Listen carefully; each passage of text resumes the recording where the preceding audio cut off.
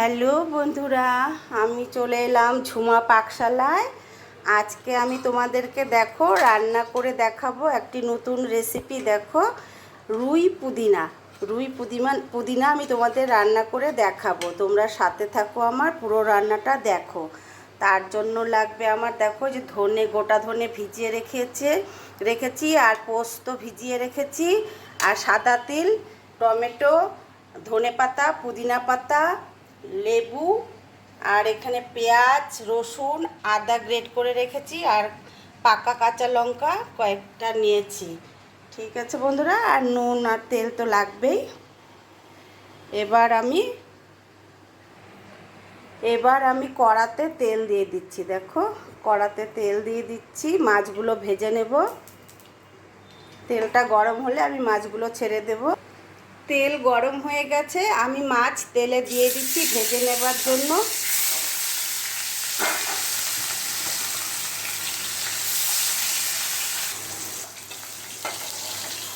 নামিয়ে নিচ্ছি মাছ ভাজা।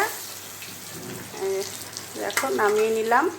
এইভাবে আমি আর মাছগুলো আর যে কটা আছে সেগুলোকে ভেজে নেব।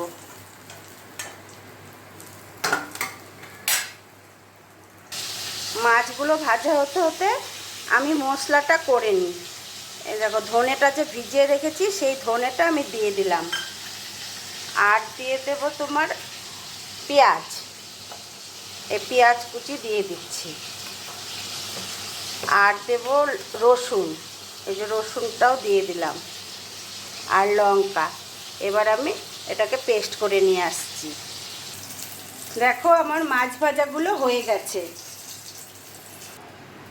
এই পেস্টটা করে নিয়ে এসেছি। দেখো, এই পেস্টটা এই আদার মধ্যে আমি ঢেলে দিলাম। আর পেস্টটা কিন্তু একদম মোলায়েম হবে না, হ্যাঁ, এরকম আধ ভাঙ্গা করে করতে হবে। যে এই পেস্টটাকে আধ ভাঙ্গা করে করতে হবে। এবার মাছ ভাজার যে তেলটা আছে ওর মধ্যে আমি আর একটু তেল দিয়ে দেব। আর একটু তেল দিয়ে দিলাম। এবার দেখো, এটা সাজিরে আমি ফোড়নে দিয়ে দিচ্ছি। এবার এই মশলাগুলো আমি এর মধ্যে দিয়ে দিলাম। এবার আমি গ্যাসের ফ্লেমটা কমিয়ে দিচ্ছি।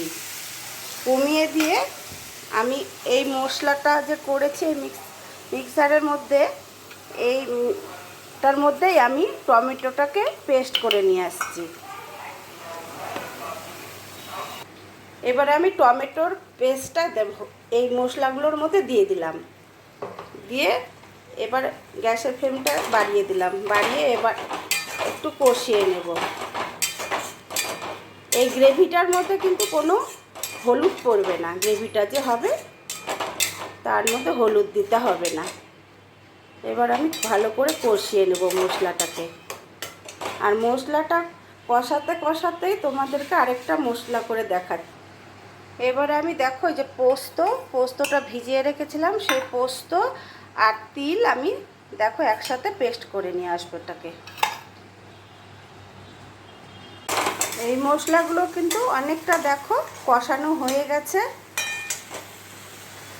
এবারে আমি এই যে তিল আর পোস্ত এর মধ্যে দিয়ে দিচ্ছি। দিয়ে আরেকটু কষিয়ে নেব। কষিয়ে নিই। মশলাটা কষতে কষতে আমি এই যে পুদিনা পাতা আর তোমার হলো ধনে পাতা দিয়ে পেস্ট করে নিয়ে আসি। এটাকে পেস্ট করে নিয়ে আসবো। মশলাটা কিন্তু আমার কষে গেছে। দেখো, তেল ছেড়ে দিয়েছে দেখো। এবারে আমি স্বাদ মতো নুনটা দিয়ে দিচ্ছি। স্বাদ মতো নুন দিয়ে দেব। নুন দিয়ে আরেকটু কষিয়ে নিচ্ছি।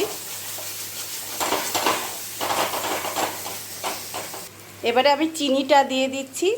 চিনিটা মশলার সাথে কষিয়ে দিলে কালারটা একটু অন্যরকম হবে, ভালো হবে কালারটা, লালচে লালচে হবে আরও। দেখো, মশলাটা কিন্তু আমার কষানো হয়ে গেছে একদম পুরো কষানো হয়ে গেছে। এবার আমি ধনে পাতা আর পুদিনা পাতাটা যে পেস্ট করেছি সেটা দিয়ে দিচ্ছি। দেখো পুদিনা আর ধনে পাতাটা দিয়ে কিন্তু আমি মশলাটাকে মিশিয়ে নিয়েছি খুব ভালো করে, কারণ এটা বেশি কষানো যাবে না, তাহলে এটার যে একটা গন্ধ সেটা চলে যাবে। এবারে আমি জল দিয়ে দিচ্ছি। দেখো জলটা দিয়ে দিলাম, কারণ এটা বেশি জল দেওয়া যাবে না, একটু এটা মানে মাখা মাখা টাইপের আর কি হবে, সেজন্য আমি বেশি একটা জল দিলাম না। এবার ঝোলটা ফুটে গেলে তারপরে আমি মাছগুলো দিয়ে দেব। এবার আমি লেবুটা রস করে নিই, কাগজি লেবু, সেটাকে রস করে নিচ্ছি। আমি দুটো কাগজি লেবু নিয়েছি ছোট ছোট। ঝোলটা কিন্তু ফুটে গেছে। আমি এবার এই যে মাছ ভাজা আর দুটো কাঁচা লঙ্কা চেরা এর মধ্যে দিয়ে দিচ্ছি। মাছটা একটু সেদ্ধ হলে তারপরে আমি তোমাদেরকে আবার দেখাচ্ছি, একটু সেদ্ধ করে নিই। আমার কিন্তু রান্নাটা হয়ে গেছে। দেখো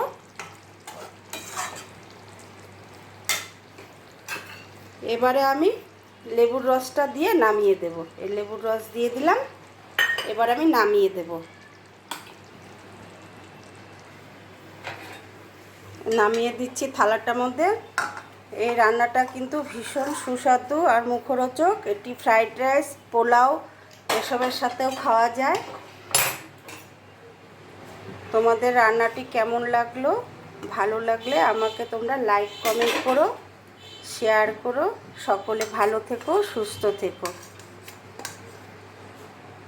খুব ভালো লাগে খেতে। যারা মাছ খায় না তারাও এটা খাবে, এভাবে করে দিলে তারাও এই মাছটা খেয়ে নেবে।